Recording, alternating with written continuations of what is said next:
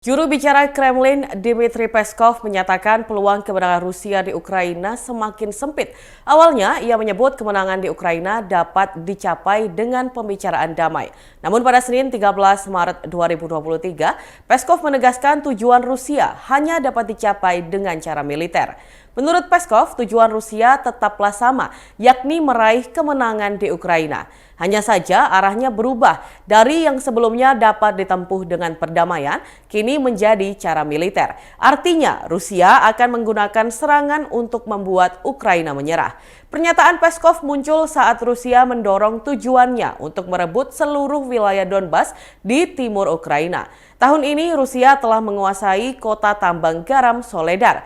Moskow berharap bisa segera merebut kota Bakhmut, tempat pasukan dari kedua belah pihak bentrok sejak Juli 2022. Perebutan wilayah ini bukanlah sesuatu yang mudah dilakukan, sebab pertempuran di Bakhmut telah menewaskan ratusan tentara setiap harinya. Kepala Wagner, Yevgeny Prigozhin, juga mengakui bahwa situasi di Bakhmut sangat sulit. Rusia dan Ukraina masih mati-matian memperebutkan kota Bakhmut. Dalam beberapa bulan belakangan, tentara kedua negara tersebut bertempur demi memperluas kekuasaan mereka. Dengan bantuan kelompok tentara bayaran dari Wagner Group, pasukan Rusia terus menggempur dari berbagai sisi. Ukraina pun tidak mau menyerah. Dengan bantuan alutsista dari negara-negara barat, mereka mempertahankan setiap jengkal kota itu dari serbuan Rusia. Lantas kawasan mana yang dikuasai Rusia dan Ukraina di Bakhmut? Menurut laporan intelijen Inggris yang dikutip VOA, Rusia melalui Wagner Group berhasil menguasai bagian timur kota Bakhmut. Sementara itu pasukan Ukraina memegang kendali bagian barat kota itu. Kini perang di Bakhmut pun berpusat di Sungai Bakhmutka yang membelah di tengah kedua kawasan tersebut. Di wilayah ini, pasukan Ukraina terus mempertahankan wilayah dengan menghancurkan jembatan utama sungai guna menyulitkan Rusia memasuki kawasan barat. Beberapa penembak jitu Ukraina juga tidak henti-hentinya bersiaga menembak dari gedung-gedung berbenteng di kawasan barat.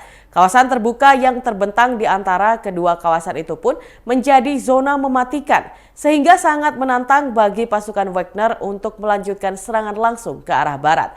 Bakhmut belakangan memang menjadi kawasan dengan pertempuran paling sengit di Ukraina.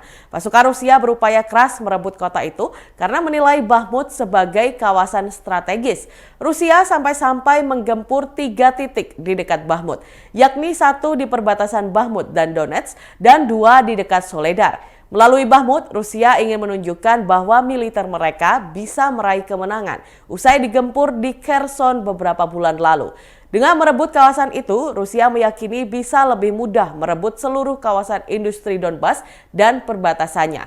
Kendati demikian, para pengamat barat menilai kemenangan Rusia di Bakhmut bukanlah merupakan perolehan signifikan. Para ahli perang bahkan menganggap kemenangan di Bakhmut bagi Rusia hanya simbol belaka, lantaran kota itu tidak terlalu strategis membantu taktik perang Moskow.